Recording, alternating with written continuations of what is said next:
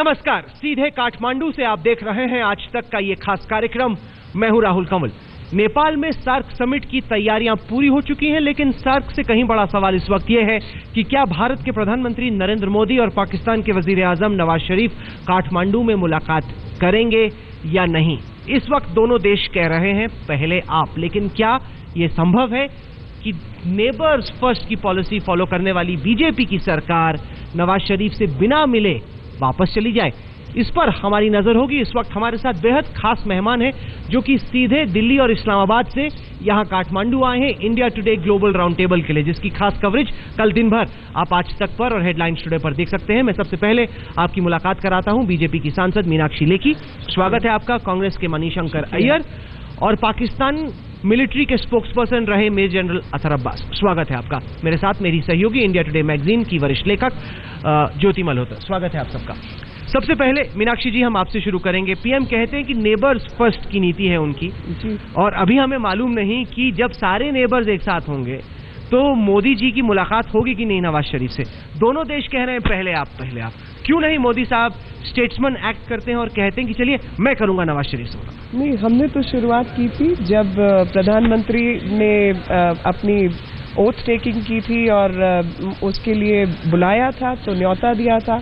और हम चाहते हैं कि साउथ एशिया के अंदर जो है एक बेहतरीन माहौल बने और तमाम देश एक दूसरे की मदद करें, क्योंकि यहाँ पर अगर किसी की लड़ाई है तो गरीबी से लड़ाई है, मुफलिसी से लड़ाई है, लेकिन उस लड़ाई की बजाय हम और तमाम किस्म की लड़ाइयाँ लड़ रहे हैं। लेकिन उस लड़ाई को आगे बढ़ाने के लिए जो सबसे बड़ी कंडीशन हमारी है और जो हमने सोच समझ कर लगाई है कि आप एक ही समय पर टेररिज्म या उग्रवाद से लड़ने का वायदा नहीं कर सकते और दूसरी तरफ उग्रवाद को बढ़ावा नहीं दे सकते। तो आपको एक रास्ता चुनना होगा, चाहे उग्रवाद का अगर आप साथ देना चाहते तो बेशक दीजिए, खुलकर दीजिए और खुलकर बदनाम भी होइए, और अगर आप उग्रवाद के खिलाफ लड़ना चाहते हैं तो सामने आइए और हम हाथ बढ़ाने को तैयार हैं। लेकिन उसके लिए आप उग्रवादियों और ऐसे सब जितने संस्थान हैं उनसे बातचीत और सरकार के साथ बातचीत एक ही वक्त में नहीं कर सकते। अतर अब्बास, बीजेपी कहती है कि अगर आपको मोदी साहब से मुलाकात करनी है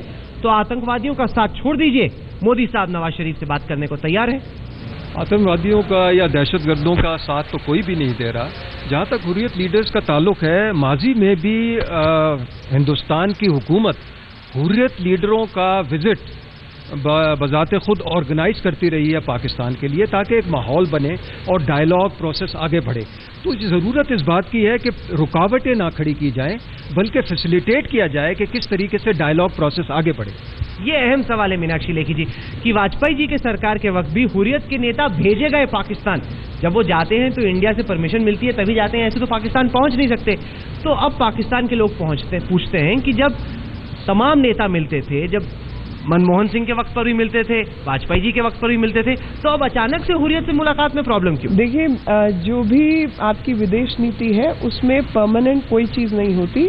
परमानेंट सिर्फ एक चीज होती है और वो देश का इंटरेस्ट प्रोटेक्ट करने की बात होती है कि मुझे अपने देश के विचारों को प्रोटेक्ट करना है। अब तक आपकी एक नीति रही और उस नीति के नतीजे आपके सामने हैं कि 26/11 भी हुआ, तमाम चीजें हुई और लगातार उसमें वृद्धि हुई, कोई कमी नहीं आई, कोई कमी पेशी नहीं आई।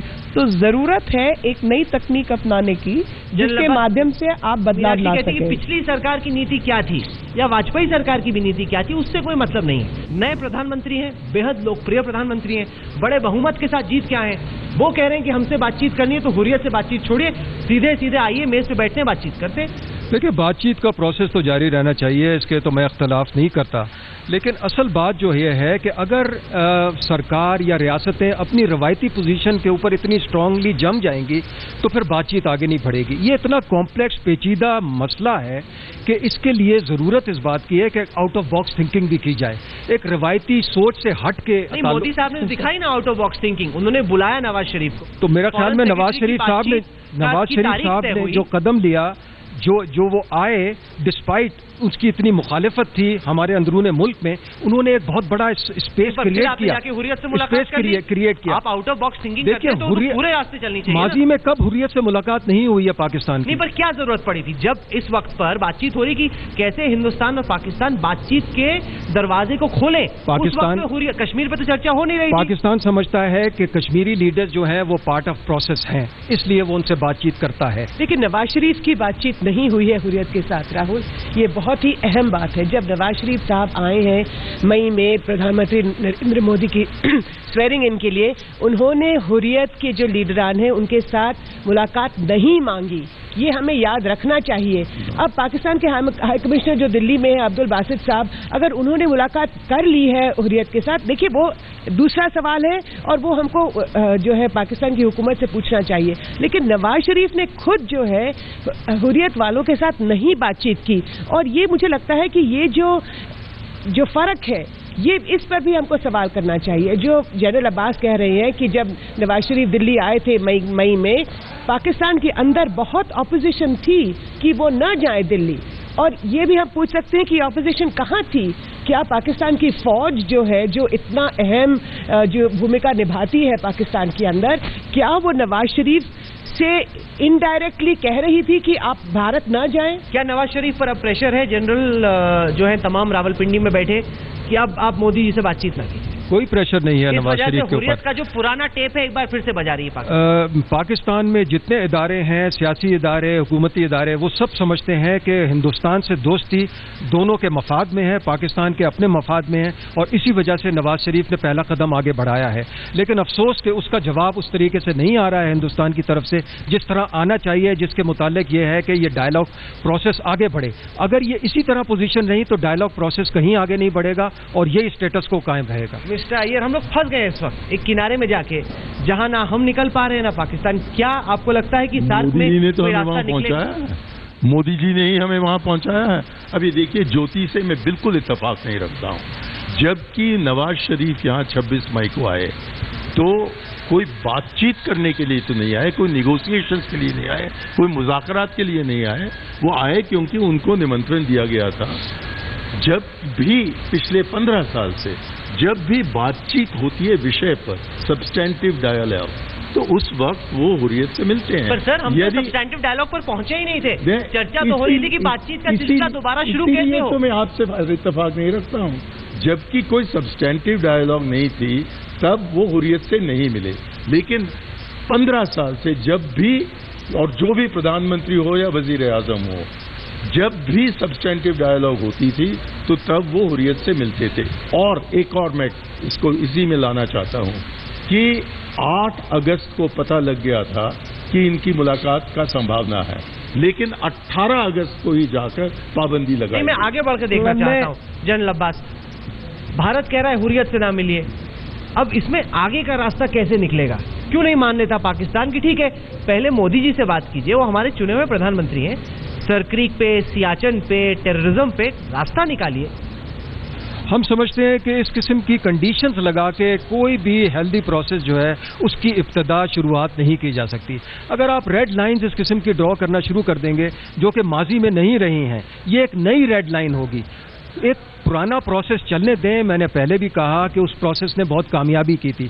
कश्मीर में कितने पॉइंट्स खुल गए थे, आमदोरफ्त आ गई थी, ट्रेड शुरू हो गया था, इतनी चीज आगे बढ़ी थी उस डायलॉग के नतीजे में। अब जब वो ठप हो गया है, स्पेस खत्म हो गई है, तो नई स्पेस क्रिएट करें। उसके लिए नई स्पेस क्रिएट करने के लिए रेड लाइंस नहीं ड्रॉ की जाती। अब्बास कह दें कि रेड लाइन नहीं हो सकती इंडिया और पाकिस्तान की, नहीं, रेड लाइन इंपोज नहीं कर सकते। देखिए, यही तो गलती है कि रेड लाइन को, जिस लाइन को आप रेड लाइन कह रहे हैं उसको मैं रेड लाइन नहीं कहती, उसको मैं लक्ष्मण रेखा कहती हूँ, और उसको एक मोरालिटी की लाइन कहती हूँ।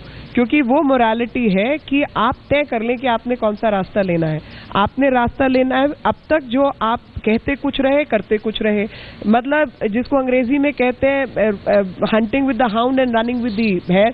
तो आप दौड़ लगाएंगे और साथ में हंट किसी और के साथ करेंगे, तो आप तय कर लीजिए अगर आपने हुर्रियत का ही साथ देना है तो दीजिए, खुलकर दीजिए, हम आपको एक्सपोज करेंगे, और नहीं तो आप जो इंटरनेशनल पैराडाइम के अंदर अंतर्राष्ट्रीय भाषा बोली जाती है एक दूसरे के साथ मदद की, ट्रेड की, कॉमर्स की, वो भाषा बोल लीजिए। आप टेररिज्म, ट्रेड, कॉमर्स में चुन लीजिए आपको किस में सहूलियत है। ज्योति, आप विदेश मामलों की बड़ी विशेषज्ञ हैं, तमाम जो आपके सूत्र हैं विदेश मंत्रालय में वो क्या कह रहे हैं? क्या नवाज शरीफ की मोदी साहब से मुलाकात, बातचीत कुछ होगी यहाँ काठमांडू में कि नहीं? देखिए, अभी तक तो ना ही पाकिस्तान की तरफ से कोई भी सुझाव आया है या कोई रिक्वेस्ट आया, ना ही भारत की तरफ से कुछ। देखिए, बैक चैनल, कोई सीक्रेट अगर बैक चैनल हो तो मुझे लगता है कि कुछ ना कुछ होगा। अब 2 दिन के बाद जो है एक रिट्रीट में भी जो सारे जो लीडरान हैं उनकी वो मिलेंगे आपस में, तो मुझे लगता है कि दोनों प्रधानमंत्री नरेंद्र मोदी और नवाज शरीफ को जरूर हाथ में मिलाना चाहिए और जप्पी भी करनी चाहिए। आप जप्पी की उम्मीद करें। यहाँ पे तो सवाल है कि हाथ बढ़ाने से आगे भी चीजें बढ़ेंगी नहीं। काठमांडू में सर्दी काफी है, लेकिन क्या हिंदुस्तान और पाकिस्तान के रिश्ते में गर्माहट आएगी? हिंदुस्तान कहता है हुर्रियत से ना मिलो, पाकिस्तान कहता है हुर्रियत से मिलना तो हमारा अधिकार है। अब इसमें आगे का रास्ता कैसे निकलेगा? जनरल अब्बास, आपसे शुरू करें। मेरा एक सवाल है मीनाक्षी जी से कि क्या हुर्रियत लीडर्स को आप लोगों ने टेररिस्ट डिक्लेयर कर दिया है? अगर ऐसा है तो क्या वो सब गिरफ्तार हैं, आज़ाद नहीं हैं, हिलजुल नहीं रहे हैं, मिल नहीं रहे हैं किसी से? देखिए, मेरा उसमें ये कहना है कि मैं अपने देश के आंतरिक मामलों को किस तरीके से डील करती हूँ, क्योंकि उसमें से तमाम लोगों को टेररिस्ट डिक्लेयर भी किया है, तमाम लोगों के खिलाफ मामले चल रहे हैं, तमाम लोगों को नज़रबंद भी किया है, बहुत चीज़ें हो रही हैं। लेकिन जहाँ जहाँ हमको हाथ मिला पाकिस्तान के इन्वॉल्व होने का, ISI के इन्वॉल्व होने का, उसके बारे में 10-10 हज़ार पेज के डॉक्यूमेंट पाकिस्तान भेजे जा चुके हैं। पता नहीं आपको उस विषय में जानकारी है या नहीं, मगर प्रवक्ता होने के नाते मैं उम्मीद करती हूँ कि आपको वो जानकारी होगी। और उन सब विषयों पर अगर आपकी तरफ से कोई काबू नहीं हुआ तो आप एक ही वक्त में 2 बात बदल कैसे गए? ये तो स्टेटस देखिए, सवाल वाजिब है कि अब तक हुर्रियत को आप जो पूरी पीस प्रोसेस है उसका हिस्सा मानते थे, नहीं, हमने अब एकाएक आप मानने लगे कि लश्कर हमारी हुर्रियत में फर्क नहीं है। देखिए, हमारी सोच में कभी भी नहीं था कि वो पीस प्रोसेस का हिस्सा हो सकते हैं। पीस प्रोसेस का हिस्सा भारत की चुनी हुई वाजपेयी जी की जो आडवाणी जी गए, मैं हुर्रियत के नेताओं से मुलाकात मेरी बात सुनिए, आप ही की पार्टी के मेरी बात तो पूरी करने दीजिए। हुर्रियत के नेताओं से भारत के प्रधानमंत्री, भारत के मुख्यमंत्री, भारत के जो भी मिलना चाहें और उनको कहें कि आप आइए, इलेक्टोरल प्रोसेस ज्वाइन कीजिए और आप मेन स्ट्रीम में आइए, उस बात में अंतर है। जबकि बिना उस मेन स्ट्रीम को ज्वाइन किए कोई सेपरेटिस्ट होने के बाद किसी और अन्य देश से बात करे, क्योंकि फॉरेन पॉलिसी के अंदर सिर्फ स्टेट को रिकग्निशन मिलती है। सरकार या मनमोहन सिंह की सरकार क्या करती थी इसके कोई मायने नहीं। अब मोदी है, मोदी कह रहे हुर्रियत से ना मिले, ये उनकी शर्त है, माननी है तो मानो, नहीं माननी तो मत मानो। मैं तो बिल्कुल मोदी को मानता ही नहीं हूँ। आप नहीं, मैं पाकिस्तान के लिए। ये कूटनीति, इस प्रकार की कूटनीति से हम कभी कहीं आगे बढ़ने वाले नहीं हैं और बस दुश्मनी ही हमारे बर्रे सगीर में कायम रहेगा। ऐसे इस प्रकार की मंशा रखते हुए शांति के तरफ हम नहीं, शांति की तरफ नहीं बढ़ सकते। शांति का रास्ता क्या है साहब? चल रहे हैं, सिविलियंस मर रहे हैं, फौजी मर रहे हैं। तो फौजी पहले नहीं मर रहे थे? पहले तनाव नहीं था इतना। नहीं, ये गलत है राहुल जी, तनाव इतना नहीं था जितना। तो 2003 के पहले ऑपरेशन पराक्रम हुआ था या नहीं? ऑपरेशन पराक्रम के बाद की आपको वो मिली थी ना इजाद। मैं आपसे ये कहना चाहती हूँ कि जो पीस प्रोसेस का वक्त होता है उसको आप इस्तेमाल करते हैं इन्फिल्ट्रेट करने के लिए, और उस इन्फिल्ट्रेशन के बाद आप मेरे घर में घुस के वहीं सेंध लगाते हैं। ये जो एकदम एक अग्रेसिव रुख ले रही है उसको अब्बास साहब पाकिस्तान में लोग कैसे देखें? देखिए, पाकिस्तान में मेरी राय में इतना एंटी इंडिया ओपिनियन नहीं है अभी भी। इस सरकार के वजह से कुछ फर्क पड़ा है, लेकिन इससे पहले एंटी इंडिया, इसका मतलब है एक पॉलिटिकल स्पेस मौजूद थी कि इस एंगेजमेंट के जरिए इस मामले को, डायलॉग के मामले को आगे बढ़ाया जा सके।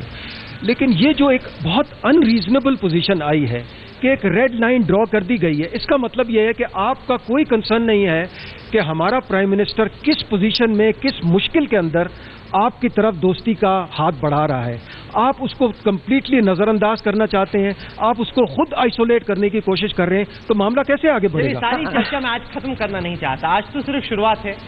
3 दिन का ये सार्क समिट रहेगा। कल इंडिया टुडे का ग्लोबल राउंड टेबल है, जिसमें मीनाक्षी लेखी, मणिशंकर अय्यर, जनरल अख्तर अब्बास शरीक, तमाम खास मेहमान दुनिया भर से आए सार्क देशों के मेहमान रहेंगे और खास तौर पे अफगानिस्तान के नए राष्ट्रपति अशरफ गनी रहेंगे, जो कि पहली दफा एक हिंदुस्तानी ऑडियंस के सामने अपने विचार रखेंगे।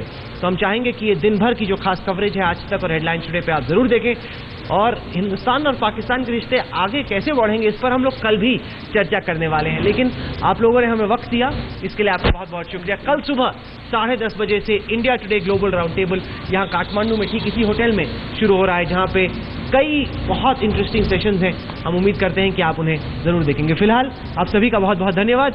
आज तक के इस खास कार्यक्रम में फिलहाल इतना ही। देश और दुनिया की बाकी खबरों के लिए आप देखते रहिए आज तक।